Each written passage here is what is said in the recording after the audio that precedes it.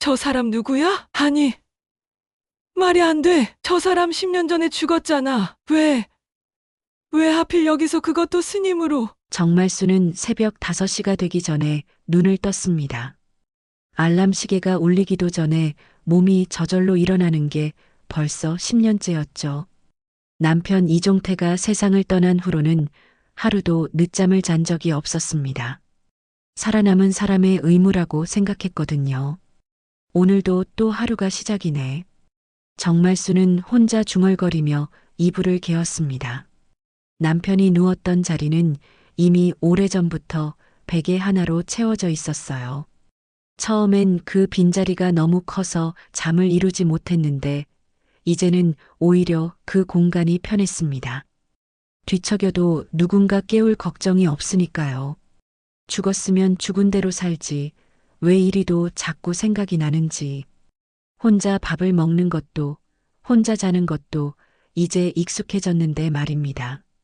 그런데도 문득문득 이종태가 떠오를 때가 있었어요. 특히 이렇게 조용한 새벽이면 더욱 그랬습니다. 부엌으로 나가 물을 끓이면서 정말수는 창밖을 내다봤습니다. 아직 어둠이 가시지 않은 새벽이었지만 벌써 몇 집에서는 불이 켜져 있었어요. 다들 바쁘게 하루를 준비하고 있는 거겠죠. 정말순도 마찬가지였습니다. 시장에서 운영하는 반찬 가게 때문에 서둘러야 했거든요. 10년 전 남편이 교통사고로 세상을 떠났을 때 정말수는 어떻게 살아야 할지 막막했습니다. 딸 수경이는 갓 결혼해서 자기 살림에 바빴고 보험금으로는 당장 생계를 꾸려나가기도 빠듯했어요. 그래서 시작한 게 반찬 가게였습니다. 처음엔 서툴렀지만 10년이 지난 지금은 동네에서 제법 소문난 맛집이 되었어요. 엄마, 또 그렇게 일찍 일어나셨어요? 딸 수경이 방에서 나오며 말했습니다. 수경이는 이혼 후 딸아이 하나를 데리고 친정으로 돌아온 지 3년이 되었어요. 처음엔 서로 어색했지만 이제는 없어서는 안 될 동반자가 되었습니다. 습관이 돼버렸네. 너는 좀 더 자도 되는데. 엄마 혼자 준비하시는 거 보고 있을 수는 없죠. 민지도 곧 깰 시간이고요. 수경이가 앞치마를 두르며 말했습니다. 민지는 수경이의 딸로 올해 6살이었어요. 정말순에게는 더없이 소중한 손녀였습니다. 이종태가 보지 못한 손녀이기도 했고요. 모녀는 별다른 말 없이 아침 준비를 시작했어요. 김치찌개를 끓이고 밥을 짓고 간단한 반찬을 준비하는 일상적인 아침이었습니다. 정말순이 국을 저으면서 문득 생각했어요. 이종태가 살아있었다면 지금쯤 어떤 할아버지가 되었을까요?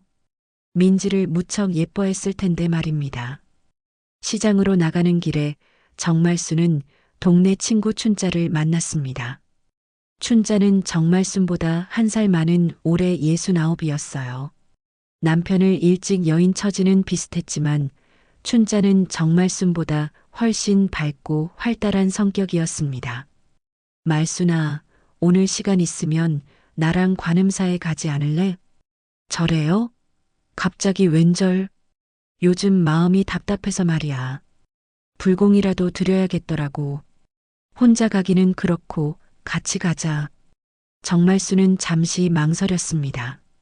절에 가본 지도 오래되었고 특별히 종교가 있는 것도 아니었거든요. 하지만 춘자의 부탁을 거절하기도 어려웠습니다. 게다가 요즘 마음이 무겁긴 했어요. 수경이의 이혼 때문인지 아니면 나이가 들어서인지 모르겠지만 자꾸 우울한 생각이 들었거든요. 그래요, 같이 가죠. 어차피 오늘 장사도 일찍 접을 생각이었어요. 오후에 둘은 관음사로 향했습니다. 시내에서 버스로 1시간 정도 떨어진 곳에 있는 산속의 아담한 절이었어요. 춘자는 길에서 내내 수다를 떨었지만 정만수는 창밖 풍경을 바라보며 생각에 잠겨 있었습니다. 봄이 완연했습니다. 산 곳곳에 연두색 새순이 돋아나고 개나리와 진달래가 화사하게 피어 있었어요. 이종태가 좋아했던 계절이었습니다. 봄만 되면 둘이서 산행을 다니곤 했거든요. 이제는 혼자 이런 풍경을 바라보게 되었지만요. 종태가 살아있었다면 지금쯤 70이 되었을 텐데 문득 그런 생각이 들었어요. 남편이 죽은 지 10년이 지났지만 가끔씩 이렇게 불쑥불쑥 떠오르곤 했습니다. 특히 혼자 있을 때나 조용한 곳에 있을 때 더욱 그랬어요. 절에 도착하자 생각보다 많은 사람들이 있었습니다. 대부분 정말순과 비슷한 나이의 사람들이었어요. 법당 안으로 들어가니 은은한 향 냄새가 코끝을 스쳤습니다. 정말순은 순간 어지러움을 느꼈어요. 향 냄새를 맡으면 항상 그랬습니다. 남편의 장례식 때부터 향 냄새가 싫어졌거든요. 말순아, 괜찮아?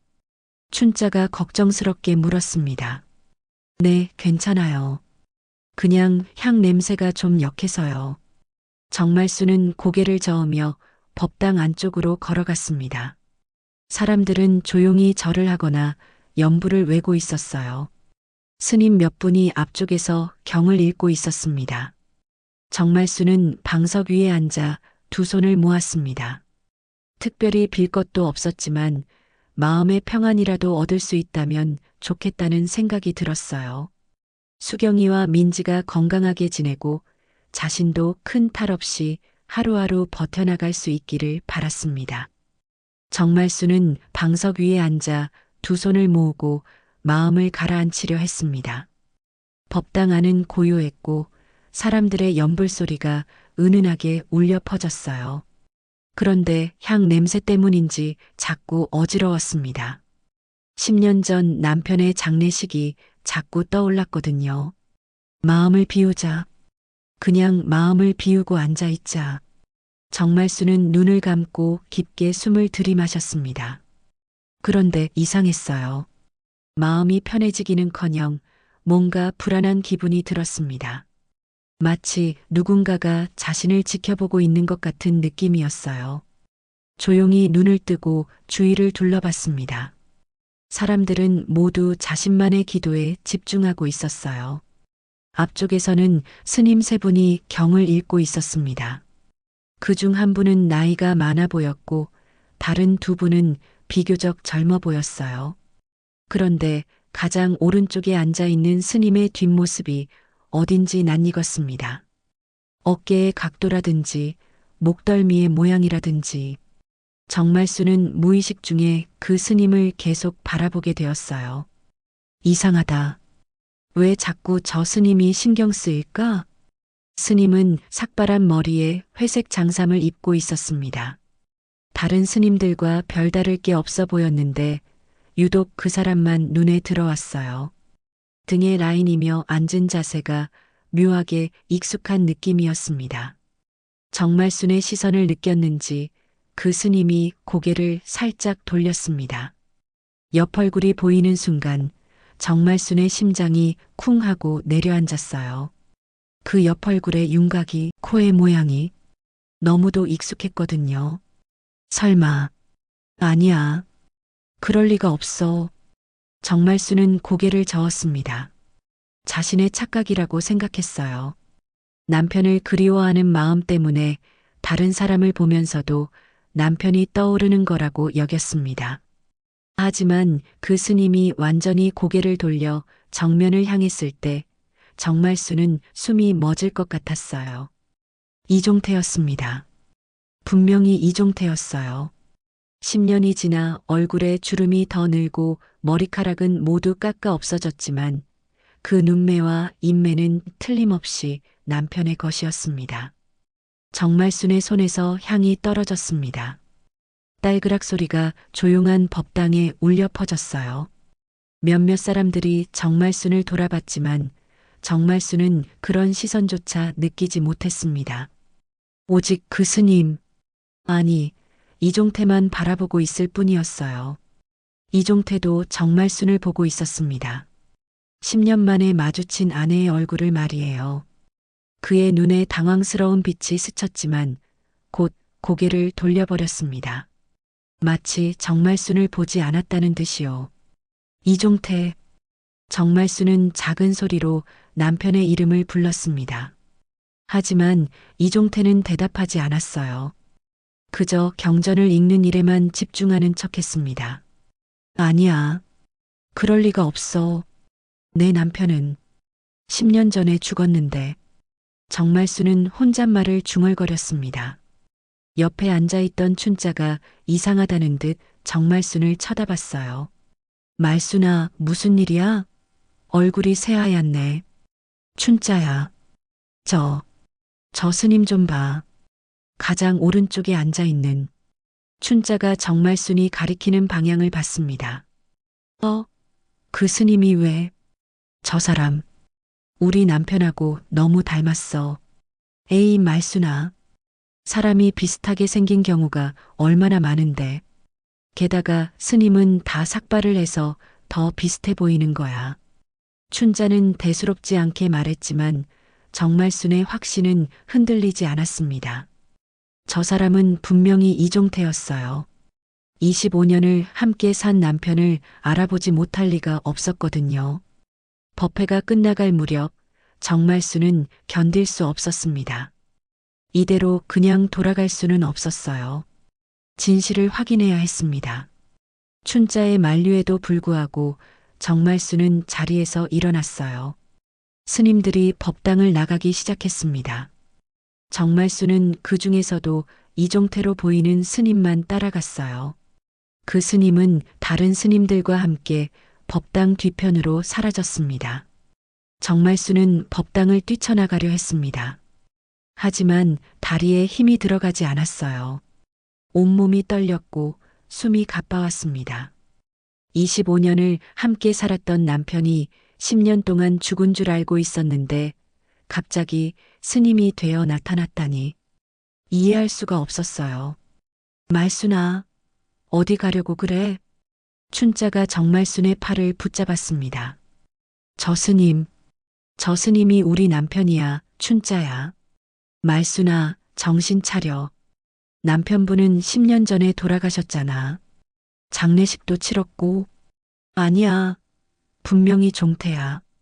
내가 어떻게 내 남편을 못 알아봐? 정말순의 목소리가 점점 커졌습니다. 주변 사람들이 하나둘 쳐다보기 시작했어요. 춘자는 당황해서 정말순을 달래려 했습니다. 일단 진정하고 확인해 보자. 괜찮아. 그때였습니다. 법당 뒤편에서 한 스님이 걸어 나왔어요. 나이가 지긋해 보이는 스님이었습니다. 그 스님이 정말순에게 다가왔어요. 혹시 정말순 보살님이신가요? 정말순은 깜짝 놀랐습니다. 이 스님이 자신의 이름을 어떻게 알고 있는 걸까요? 네. 그런데 어떻게 제 이름을? 저는 이 절의 주지 도연입니다. 잠시 이야기를 나눌 수 있을까요? 도연 스님의 얼굴에는 알 수 없는 표정이 스쳐 지나갔습니다. 마치 오랫동안 기다려온 일이 드디어 벌어졌다는 듯한 표정이었어요. 정말순은 고개를 끄덕였습니다. 이 상황이 우연이 아니라는 걸 직감했거든요. 도연 스님이 자신의 이름을 아는 것도 방금 전 본 그 스님의 정체도 모든 게 연결되어 있는 것 같았습니다. 춘자와 함께 도연 스님을 따라 법당 뒤편의 작은 방으로 향했습니다. 정말순의 마음은 10년 만에 처음으로 크게 요동치고 있었어요. 도연 스님은 정말순과 춘자를 법당 뒤편의 작은 방으로 안내했습니다. 방은 소박했지만 깔끔했어요. 낮은 차탁 하나와 방석 몇 개가 전부였습니다.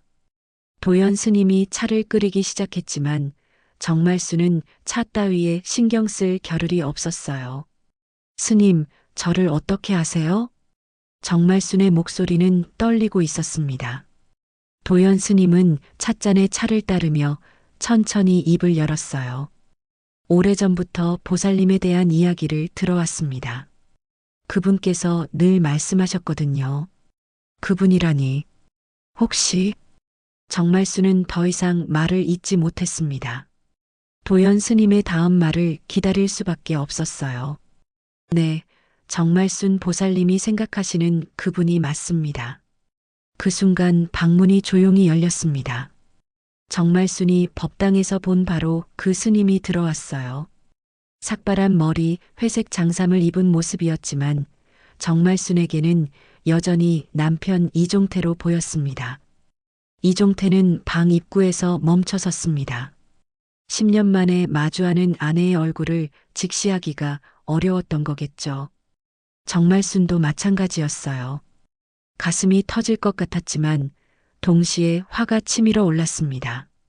이종태, 정말순의 입에서 남편의 이름이 새어나왔습니다. 이종태는 고개를 숙였어요. 말순아, 정말 당신이야? 정말순은 일어서려 했지만 다리에 힘이 들어가지 않았습니다. 춘자가 깜짝 놀라서 정말순을 부축했어요.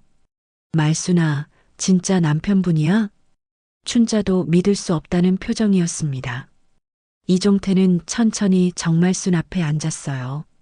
가까이서 보니 더욱 확실했습니다.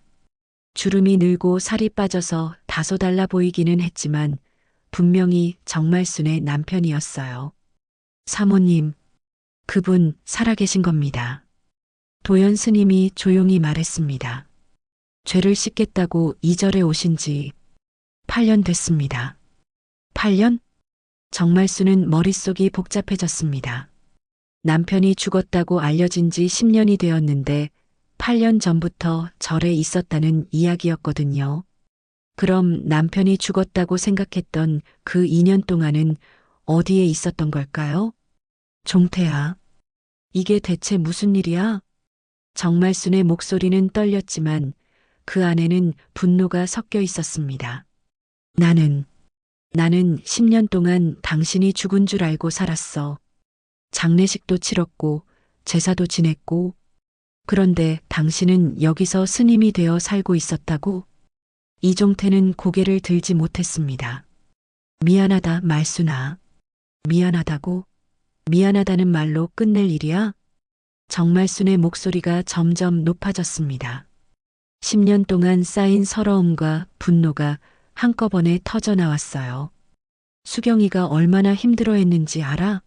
아버지 없이 결혼해서 시집에서 온갖 구박을 받고 결국 이혼까지 당했어. 이종태의 얼굴이 굳어졌습니다. 수경이가 이혼을? 그래. 당신이 없는 사이에 우리 딸은 혼자 모든 걸 감당해야 했어. 나도 마찬가지고.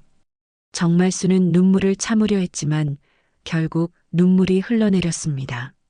시장에서 반찬 가게에서 근근히 살았어. 손님들 눈치 보면서 새벽부터 밤늦게까지 일해서 그렇게 살았어. 도연 스님이 찻잔을 정말순 앞에 놓았습니다. 진정하시고 차라도 한 모금 드세요. 하지만 정말순은 차를 건드리지도 않았어요. 이종태를 똑바로 바라보며 말했습니다. 왜 그랬어? 죽은 척하고 여기 숨어 있을 이유가 뭐야? 이종태는 오랫동안 침묵했습니다. 그리고 천천히 입을 열었어요. 말순아, 내가 저지른 일 때문이야. 저지른 일이 뭔데? 회사 돈을 횡령했어. 정말순은 깜짝 놀랐습니다. 남편이 횡령을 했다니 전혀 예상하지 못한 이야기였어요. 횡령? 큰 금액이었어. 들키면 감옥에 가야 했어. 그뿐만 아니라 너와 수경이까지 세상에서 얼굴을 못 들고 살게 될 상황이었지. 이종태의 목소리는 점점 작아졌습니다. 그래서 차라리 죽은 것으로 하는 게 낫겠다고 생각했어. 그래야 너희들이라도 평범하게 살 수 있을 것 같았거든. 그래서 교통사고를 꾸몄다는 거야? 그래. 미안해. 정말순은 어이가 없었습니다. 남편의 사정은 이해할 수 있었지만 그렇다고 해서 용서할 수 있는 일은 아니었어요. 당신 혼자 결정할 일이야? 부부라면, 가족이라면 함께 해결책을 찾아야 하는 거 아니야? 말순아, 당신 혼자 속죄했는지 모르지만 우리는 속죄 없이 살아냈어. 정말순의 말에 이종태는 할 말을 잃었습니다. 아내의 말이 맞았거든요. 자신만 괴로워하고 자신만 속죄하면서 남겨진 가족들의 고통은 생각하지 못했던 거였어요. 도연 스님이 조용히 말했습니다. 종태 스님은 이 절에 오신 후로 하루도 편히 지낸 적이 없으셨습니다. 매일 새벽 4시에 일어나서 청소하고 빨래하고 공양 준비하고 누구보다 성실하게 지내셨어요. 그런 걸로 무엇이 해결돼요? 정말수는 쏘아붙였습니다. 당신이 여기서 아무리 성실하게 지냈다고 해도 우리가 겪은 고통이 사라지는 건 아니에요. 이종태는 더 이상 변명할 수 없었습니다. 아내의 말이 모두 맞았으니까요. 자신의 선택이 가족들에게 얼마나 큰 상처를 주었는지 이제야 깨달았어요. 방 안에는 무거운 침묵이 흘렀습니다. 10년 만에 만난 부부 사이에는 해결하기 어려운 깊은 상처가 가로놓여 있었어요. 무거운 침묵이 흐른 후 이종태가 천천히 고개를 들었습니다. 그의 눈에는 10년 동안 쌓인 죄책감과 후회가 가득했어요. 말순아, 처음부터 제대로 얘기할게. 이종태는 깊게 숨을 들이마시고 이야기를 시작했습니다. 회사에서 큰 프로젝트를 맡게 되었어. 그런데 투자 자금 관리를 잘못해서 큰 손실이 생겼지. 처음엔 며칠만 있으면 해결될 줄 알았어. 그래서 회사 돈을 임시로 써서 메우려고 했는데 정말수는 숨을 죽이고 남편의 이야기를 들었습니다. 하지만 상황은 더 악화됐어. 손실은 커졌고 빌린 돈은 돌려줄 수 없게 됐지. 그때 내가 건드린 돈이 3억이었어. 3억? 정말수는 그 금액에 놀랐습니다. 상상할 수 없을 정도로 큰 돈이었어요. 감사가 들어오기 일주일 전에 모든 게 들통났어. 회사에서는 고발을 하겠다고 했고 경찰 조사도 받아야 하는 상황이었지. 이종태의 목소리는 점점 작아졌습니다. 그때 내가 생각한 건 내가 감옥에 가면 너와 수경이가 어떻게 살아갈 것인가 하는 거였어. 횡령범의 가족이라는 낙인이 찍히면. 그래서 죽기로 결심한 거야? 아니야. 처음엔 정말 죽으려고 했어. 그게 가족들을 위한 길이라고 생각했거든. 이종태는 잠시 말을 멈췄습니다. 그 시절을 떠올리는 게 쉽지 않았던 거죠. 그날 밤 차를 몰고 강변도로로 갔어. 정말 끝내려고 했지. 그런데 도연 스님이 이야기를 이어받았습니다. 그때 제가 그곳을 지나가고 있었습니다. 우연히 종태 거사를 만났죠. 스님께서 저를 말렸어요. 죽는 것보다 살면서 죄를 갚는 게 진정한 책임이라고 하시면서요. 정말수는 복잡한 심정이었습니다. 남편이 자살하려 했다는 사실도 충격적이었고 그것을 스님이 말렸다는 것도 의외였어요. 그래서 위장 죽음을 택한 거야? 스님께서 방법을 제시해 주셨어요. 차 사고를 연출하고 시신 대신 다른 걸로 대체하는. 그때는 그게 최선이라고 생각했어. 이종태는 고개를 숙였습니다. 보험금은 건드리지 않았어. 그 돈만큼은 너희들이 써야 한다고 생각했거든. 내가 저지른 일에 대한 최소한의 책임이라고. 그 2년 동안은 어디 있었어? 산속에 숨어 있었어요. 도연 스님께서 가끔 음식을 가져다 주시면서 진짜 속죄가 뭔지 가르쳐 주셨죠. 도연 스님이 덧붙였습니다. 종태 거사는 그 2년 동안 정말 고생하셨습니다. 추위와 배고픔을 견디면서도 매일 가족들을 그리워했어요. 그러다가 이 절에 온 거야? 네. 8년 전에 정식으로 절에 들어와서 머리를 깎고 스님이 되었습니다. 정말수는 어이가 없었습니다. 남편의 사정을 이해하지 못하는 건 아니었지만 그 방식이 너무 일방적이었어요. 당신이 여기서 속죄하고 있는 동안 우리가 얼마나 힘들었는지 알아? 미안해. 수경이 결혼할 때 아버지가 없어서 얼마나 서러워했는지. 손녀가 태어났을 때 할아버지가 없어서 얼마나 안쓰러웠는지 정말순의 목소리가 떨렸습니다. 나도 혼자 모든 걸 감당하느라 얼마나 힘들었는지 알기나 해? 이종태는 아무 말도 할 수 없었습니다. 자신의 선택이 가족들에게 어떤 고통을 안겨줬는지 이제야 절실히 깨달았거든요. 그런데 정말 웃긴 건 말이야. 정말수는 씁쓸하게 웃었습니다. 당신이 죽었다고 생각하고 있을 때가 오히려 마음이 편했어. 적어도 그때는 당신을 원망할 수도 없었거든. 죽은 사람을 어떻게 원망해? 춘자가 조용히 정말순의 손을 잡았습니다. 하지만 이제 알았어. 당신이 살아있다는 걸. 그리고 우리를 버리고 혼자만의 속죄를 선택했다는 것도. 말순아, 내가 살아서 그 집으로 돌아간다면 너와 수경이는 세상에서 얼굴을 못 들고 살게 될 거야. 이종태가 간신히 입을 열었습니다.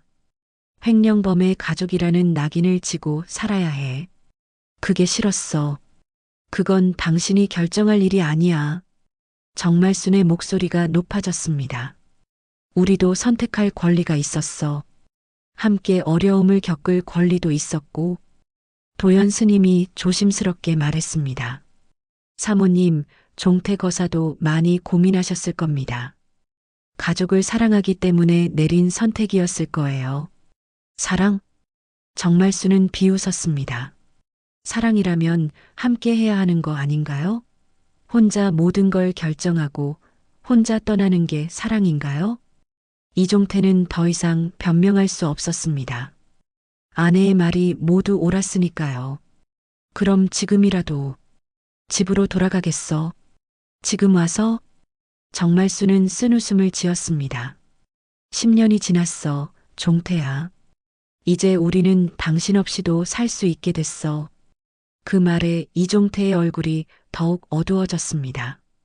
자신이 저지른 일의 무게를 이제야 제대로 깨닫고 있었어요.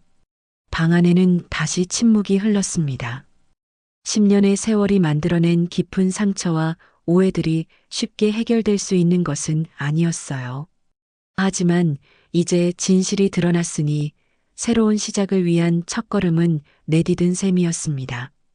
그날 밤 정말수는 한잠도 이루지 못했습니다. 관음사에서 돌아온 후 수경이에게 아버지가 살아있다는 사실을 어떻게 말해야 할지 고민에 빠져 있었어요. 새벽까지 뒤척이다가 결국 수경이를 깨웠습니다. 엄마, 무슨 일이에요? 얼굴이 이상해요. 수경아, 너 앉아봐. 엄마가 중요한 얘기를 해야겠다. 너희 아버지, 살아있어. 수경이는 처음엔 무슨 말인지 이해하지 못했습니다. 엄마, 무슨 소리예요? 아버지는 10년 전에. 아니야. 살아있어. 내가 오늘 직접 봤어. 정말수는 관음사에서 있었던 일을 설명했습니다. 수경이의 얼굴은 점점 굳어져 갔어요. 그럼 아버지가 일부러 죽은 척 한 거예요? 그래. 회사 돈을 횡령해서 들킬 뻔하니까 그렇게 한 거야. 수경이는 한동안 아무 말도 하지 못했습니다. 그리고 갑자기 눈물이 쏟아져 내렸어요. 왜 그랬을까요? 엄마, 저 결혼할 때 얼마나 서러웠는지 알아요? 아버지 없이 혼자 결혼식장에 들어가는 게 얼마나 부끄러웠는지. 시댁에서도 늘 그랬어요. 아버지도 없는 애라고. 그래서 더 주눅 들고 살았어요. 민지 낳을 때도 다른 집 아버지들이 손자보러 오는 걸 보면서 얼마나 울었는지 몰라요. 며칠 후 정말수는 수경이와 함께 다시 관음사를 찾았습니다. 이번에는 진짜 마지막 대화를 나누기 위해서였어요. 이종태는 전보다 더 수척해 보였습니다. 수경이를 보는 이종태의 눈에는 복잡한 감정이 스쳐 지나갔습니다. 수경아, 아버지. 수경이는 10년 만에 아버지를 부르면서 눈물을 흘렸습니다. 하지만 그 눈물 속에는 그리움보다 원망이 더 많이 섞여 있었어요. 죽은 줄 알았으면 제삿밥이라도 똑바로 챙기게 냅두시지. 수경이의 말에 이종태는 할 말을 잃었습니다. 아버지 없이 사는 게 얼마나 힘든지 아세요? 결혼할 때, 애 낳을 때, 이혼할 때, 모든 순간에 아버지가 필요했어요. 하지만 아버지는 없었잖아요. 미안하다, 수경아. 미안하다고요? 민지는 할아버지 얼굴도 모르고 자랐어요. 다른 아이들이 할아버지 자랑할 때 우리 민지만 혼자 조용히 있어야 했어요. 이종태의 얼굴이 일그러졌습니다. 손녀에 대한 이야기를 듣는 게 가장 괴로웠어요. 민지를 볼 수 있을까? 지금 와서요? 6년 동안 한 번도 궁금해하지 않으시더니 이제 와서 보고 싶다고요? 정말순이 조용히 끼어들었습니다. 수경아, 그만해. 아버지도 나름대로 고생했을 거야. 엄마는 왜 아버지 편을 들어요? 아버지가 고생했다고요? 우리보다 더 고생했다고요? 수경이의 말에 정말순도 할 말을 잃었습니다. 자신도 분노하고 있으면서 왜 남편을 감싸려 하는지 모르겠어요. 수경아, 아버지가 잘못했어. 모든 게 아버지 잘못이야. 그럼 이제 어떻게 하실 건데요? 아버지는 계속 절에 있을 거야. 너희들 앞에 나설 자격이 없어. 그게 또 아버지 혼자만의 결정인가요? 10년 전에도 혼자 결정하시더니 지금도 혼자 결정하시는 거네요. 아니에요. 이제 됐어요. 아버지가 원하는 대로 하세요. 수경이는 자리에서 일어났습니다. 그때 도연 스님이 조심스럽게 입을 열었습니다. 잠깐만요. 종태 거사가 준비한 게 있습니다. 도연 스님은 방 안쪽에서 검은 서류 가방을 가져왔습니다. 이종태가 그 가방을 열었어요. 안에는 통장 몇 개와 서류들, 그리고 편지 한 통이 들어 있었습니다. 이게 뭐예요? 말순이 명의로 된 통장이야. 그리고 여기 토지 문서도. 이 절은 내가 지은 절이야. 내 돈으로. 무슨 소리예요? 횡령한 돈 중에서 일부를 따로 빼둔 게 있었어. 그 돈으로 이 절을 짓고 나머지는 모두 말순이 명의로 저축해뒀어. 정말순과 수경이는 깜짝 놀랐습니다. 얼마나 되는데요? 이자까지 합쳐서 8억 정도 될 거야. 8억? 그럼 이 절도. 응. 모두 너희들 거야. 내 이름으로는 아무것도 남겨둘 수 없으니까. 이종태는 편지를 정말순에게 건넸습니다. 이건 10년 전에 쓴 진짜 유서야. 읽어봐. 정말순은 떨리는 손으로 편지를 펼쳤습니다. 이종태의 글씨로 빼곡히 적힌 편지였어요. 내가 지은 죄는 너희를 등진 죄다. 하지만 그 죄값은 내 생이 다할 때까지 너희에게 돌려주고 싶다. 도연 스님이 조용히 말했습니다. 이 절은 사실상 종태 씨가 사비로 일군 절입니다. 주지 자리를 내려놓고 떠나기로 하셨습니다. 정말순은 편지를 읽으면서 눈물이 났습니다. 남편이 자신들을 생각하지 않았던 게 아니라는 걸 알 수 있었지만 동시에 더 큰 분노가 치밀어 올랐어요. 당신 혼자 속죄했는지 모르지만 우리는 속죄 없이 살아냈어. 이종태는 더 이상 변명할 수 없었습니다. 아내의 말이 모두 맞았으니까요. 정말순은 편지를 다시 읽어봤습니다. 남편의 진심이 담긴 글씨체였지만 그것만으로는 10년의 상처가 아물지 않았어요. 종태야, 이 편지를 언제 썼다고 했지? 10년 전. 죽기로 결심했을 때 썼어. 그럼 그때부터 우리를 생각하고 있었다는 거야? 매일 생각했어.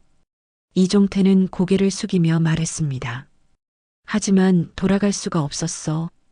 횡령범의 남편, 횡령범의 아버지라는 낙인이 너희들에게 찍힐까봐. 수경이가 냉정하게 말했습니다. 그건 아버지가 정한 기준이에요. 우리는 그런 낙인 따위 상관없이 아버지와 함께 살고 싶었을지도 몰라요. 수경아, 아버지는 자기 체면만 생각하신 거예요. 우리 마음은 생각해 보셨나요? 이종태는 할 말을 찾지 못했습니다. 딸의 말이 뼈아프게 다가왔거든요. 도연 스님이 조심스럽게 입을 열었습니다. 종태 거사는 정말 많이 고생하셨습니다. 처음 이 절에 왔을 때는 제대로 서 있기도 힘들어 하셨어요. 스님, 그런 말씀 안 하셔도 돼요. 정말순이 말했습니다. 남편이 고생한 건 알겠어요. 하지만 우리도 만만치 않게 고생했어요. 그건 그렇지만 스님께서는 종태를 보살펴 주셨으니 고마워요. 하지만 우리 가족 문제는 우리가 해결해야 할 일이에요. 도연 스님은 더 이상 말하지 않았습니다. 이종태가 다른 서류를 꺼내며 말했습니다. 말순아, 이건 토지 문서야. 시골에 있는 땅인데. 또 무슨 땅? 관음사 뒤편 산자락이야. 여기서 농사 지을 수 있는 땅이지. 나중에 너희들이 조용히 살 수 있도록. 아버지, 그만하세요. 수경이가 끼어들었습니다. 돈으로, 땅으로 해결하려고 하지 마세요. 우리가 원하는 건 그런 게 아니에요. 그럼 뭘 원하는데? 솔직한 사과요. 그리고 진짜 후회. 수경이의 목소리는 단호했습니다. 아버지는 지금까지도 자기 방식대로만 생각하고 계세요. 우리를 위한다면서 또 혼자 결정하려고 하고. 이종태는 깊게 한숨을 쉬었습니다. 그럼 내가 어떻게 해야 할까? 모르겠어요. 그것도 아버지가 생각해 보세요. 수경이는 차갑게 대답했습니다. 정말순이 통장을 들여다보며 물었습니다. 이 돈 정말 우리 명의로 되어 있어? 그래. 10년 동안 꾸준히 넣어뒀어. 이자도 복리로 붙어서. 어떻게 관리했어? 도연 스님께서 도와주셨어. 내 이름으로는 아무것도 할 수 없으니까. 도연 스님이 설명했습니다. 종태 거사가 절에서 하는 모든 일의 대가를 받지 않으셨어요. 대신 그 돈을 모두 사모님 명의로 저축하셨죠. 절에서 일한 데가 불상조각, 목수일, 청소, 공양 준비, 온갖 일을 다 하셨어요. 품삯을 받을 만한 일이었는데 한 푼도 받지 않으셨습니다. 정말수는 복잡한 심정이었습니다. 남편이 자신들을 위해 노력했다는 건 알겠지만 그 방식이 마음에 들지 않았어요. 종태야, 이런 식으로 속죄한다고 해서 내가 저지른 일이 없어지는 건 아니야. 알고 있어. 그리고 우리가 겪은 고통도 이런 걸로 보상받을 수 있는 게 아니고. 그것도 알고 있어. 그럼 왜 이렇게 했어? 이종태는 오랫동안 침묵했습니다. 그리고 천천히 입을 열었어요. 내가 할 수 있는 건 이것뿐이었어. 죽은 사람으로 살면서 할 수 있는 건. 죽은 사람? 응. 나는 이미 죽었어. 이종태는 10년 전에 죽었고 지금은 그냥 종태라는 스님으로 살고 있는 거야. 수경이가 화를 냈습니다. 또 그런 식으로 말씀하시네요. 아버지는 살아있어요. 우리 앞에 앉아 있잖아요. 하지만 아버지가 스스로를 죽은 사람이라고 생각하니까 우리도 죽은 사람 취급받은 거예요. 수경이의 말에 이종태는 충격을 받았습니다. 무슨 뜻이야? 아버지가 없다고 생각하니까 사람들이 우리를 불쌍하게 봤어요. 도움이 필요한 사람들로 봤다고요. 정말순도 끄덕였습니다. 맞아. 혼자 사는 과부, 아버지 없는 딸. 그런 시선으로 봤어. 그래서 더 열심히 살았어요. 불쌍하게 보이기 싫어서. 수경이의 목소리가 떨렸습니다. 엄마도 새벽부터 밤늦게까지 일하시고 저도 이혼하고 나서 더 악착같이 살았어요. 이종태는 자신이 가족들에게 얼마나 큰 짐을 지워줬는지 깨달았습니다. 미안해. 정말 미안해. 미안하다는 말은 이제 그만해요. 정말순이 말했습니다. 대신 앞으로 어떻게 살 건지 말해봐. 나는. 이종태는 망설였습니다. 나는 계속 여기 있을 거야. 너희들이 원하지 않는 한 또 혼자 결정하려고 하네. 수경이가 한숨을 쉬었습니다. 좋아요. 아버지가 그렇게 원한다면 그렇게 하세요. 수경이는 일어섰습니다. 하지만 한 가지만 약속하세요. 뭘? 민지에게만은 할아버지가 있다는 걸 알려주세요. 아이가 더 크기 전에 이종태의 눈에 눈물이 맺혔습니다. 민지를 볼 수 있을까? 그건 생각해 볼게요. 수경이는 더 이상 말하지 않고 방을 나갔습니다. 정말순도 일어났어요. 종태야, 나도 갈게. 말순아, 시간이 필요해. 이 모든 걸 받아들이려면 정말순은 서류 가방을 들고 일어섰습니다. 이 돈이며 땅이며 일단 받아둘게. 하지만 이걸로 모든 게 해결됐다고 생각하지는 마. 이종태는 고개를 끄덕였습니다. 그리고 종태야. 정말순이 문 앞에서 돌아봤습니다. 다음에 올 때는 진짜 마지막 대화가 될 거야. 한 달이 흘렀습니다. 정말순은 그동안 남편이 남긴 통장과 서류들을 정리하며 복잡한 심정으로 지냈어요.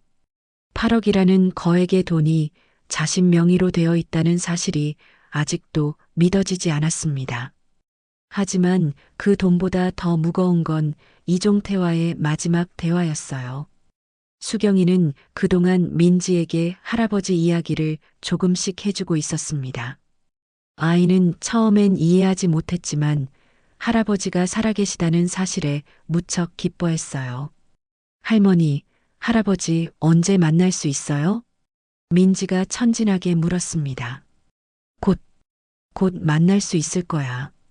정말순은 손녀를 안으며 대답했습니다. 이제 진짜 마지막 결정을 내릴 때가 왔어요. 그날 오후 정말순은 혼자 관음사를 찾았습니다. 이번에는 수경이도 춘자도 함께 오지 않았어요. 이종태와 단둘이 나눠야 할 대화가 있었거든요. 도연 스님이 정말순을 맞이했습니다. 어서 오세요. 종태 거사가 기다리고 계십니다. 스님, 오늘은 저희끼리만 이야기하고 싶어요. 알겠습니다. 조용한 곳으로 안내해드리죠. 도연 스님은 정말순을 법당 뒤편의 작은 마당으로 안내했습니다. 그곳에는 이종태가 혼자 앉아 있었어요. 삭발한 머리에 회색 장삼을 입은 모습이었지만 정말순에게는 여전히 남편으로 보였습니다. 말순아, 종태야.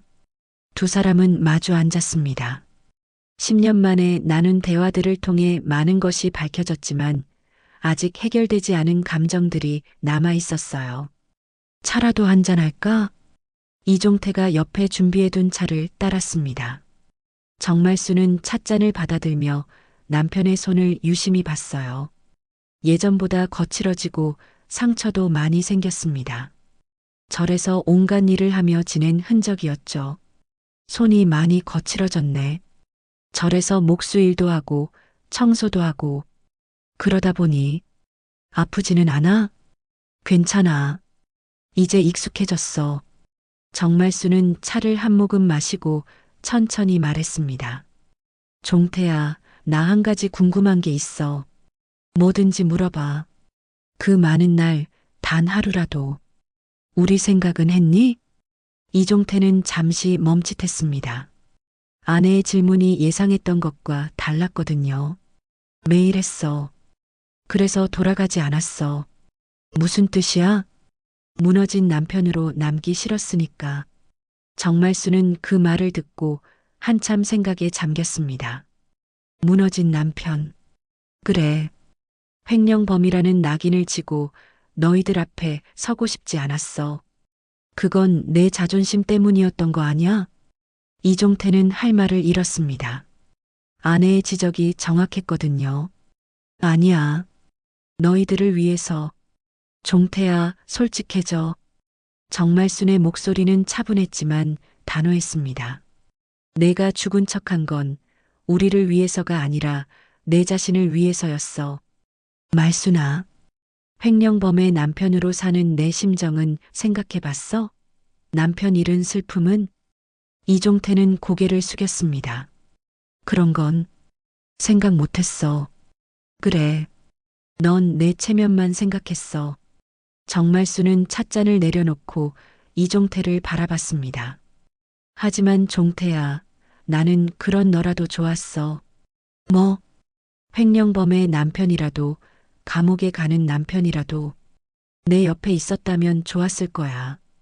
이종태의 눈에 눈물이 맺혔습니다. 미안해. 정말 미안해. 미안하다는 말은 이제 그만해. 대신 솔직하게 말해줘. 정말수는 깊게 숨을 들이마셨습니다. 너 정말 돌아올 생각 없어? 말수나. 수경이도 민지도 내가 필요해. 나도 마찬가지고. 이종태는 오랫동안 침묵했습니다.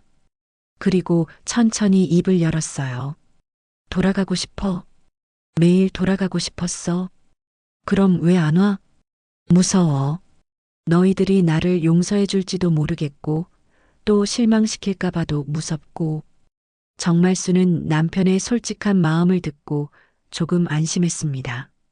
종태야, 우리도 무서워. 뭐가? 너 없이 살아가는 게, 혼자 모든 걸 감당하는 게. 정말순의 목소리가 떨렸습니다.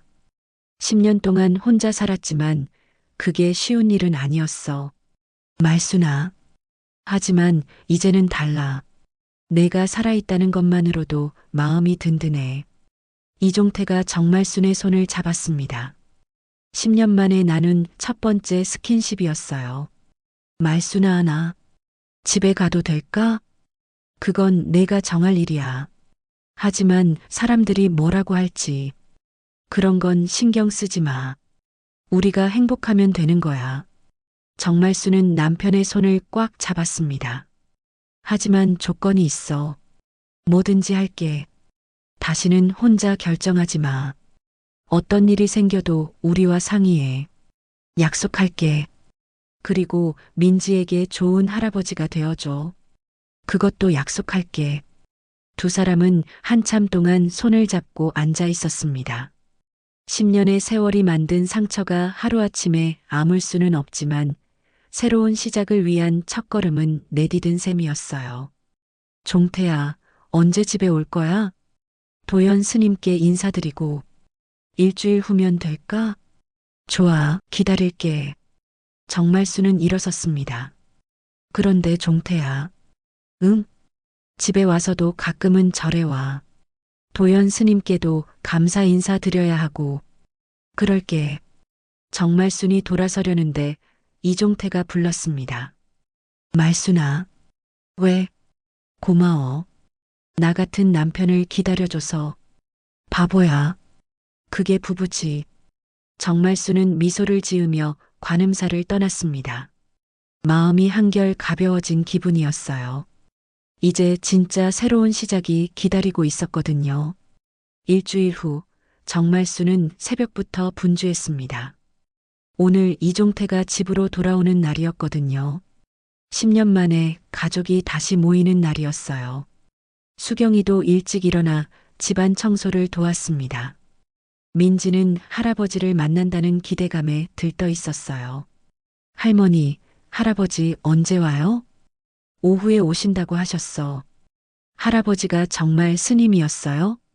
그래, 할아버지는 절에서 스님으로 지내셨어. 오후 3시쯤 문 앞에서 발소리가 들렸습니다. 정말수는 가슴이 두근거렸어요. 10년 만에 남편이 집으로 돌아오는 순간이었거든요. 문이 열리고 이종태가 들어왔습니다. 삭발한 머리에 평상복을 입은 모습이었어요. 왔구나. 응, 왔어. 할아버지. 민지가 달려왔습니다. 이종태는 손녀를 보는 순간 눈물이 났어요. 6살이 된 민지는 이종태가 상상했던 것보다 훨씬 컸습니다. 민지야, 할아버지야. 이종태는 무릎을 꿇고 민지와 눈높이를 맞췄습니다. 할아버지 머리 정말 빤빤하네요. 민지가 웃으며 이종태의 머리를 만졌습니다. 민지야, 할아버지가 미안해. 그동안 너를 보지 못해서. 괜찮아요. 이제 만났잖아요. 아이의 순수한 대답에 이종태는 더욱 울컥했습니다. 민지가 달려가서 그림 한 장을 가져왔습니다. 할아버지, 이거 제가 그린 거예요. 그림 속에는 4명의 가족이 손을 잡고 서 있었습니다. 할머니, 엄마, 민지, 그리고 할아버지라고 적힌 사람이었어요. 우와, 정말 잘 그렸다. 할아버지도 이제 우리 가족이에요. 민지의 말에 이종태는 더 이상 참을 수 없었습니다. 눈물이 쏟아져 내렸어요. 가족들은 둘러앉아 저녁 식사를 했습니다. 10년 만에 온 가족이 함께하는 식사였어요. 민지의 제잘거림 덕분에 분위기가 한결 부드러워졌습니다. 식사 후 이종태는 정말순과 단둘이 앉았습니다. 말순아, 정말 고마워. 나를 받아줘서. 용서라는 건 쉽게 할 수 있는 게 아니야. 시간이 필요해. 알고 있어. 하지만 다시 시작할 수는 있어. 우리 가족이니까. 며칠 후 이종태는 한적한 시골 요양병원에서 청소 일을 시작했습니다. 큰 돈을 벌 수 있는 일은 아니었지만 성실하게 일할 수 있는 곳이었어요. 사람들은 처음엔 수군거렸지만 시간이 지나면서 자연스럽게 받아들였습니다. 정말순과 수경이는 반찬 가게를 확장해서 동네 어르신들에게 도시락을 나눠주는 일을 시작했습니다. 이종태가 남긴 돈을 의미 있게 쓰고 싶었거든요. 어느 일요일 오후 정말순은 혼자 관음사를 찾았습니다.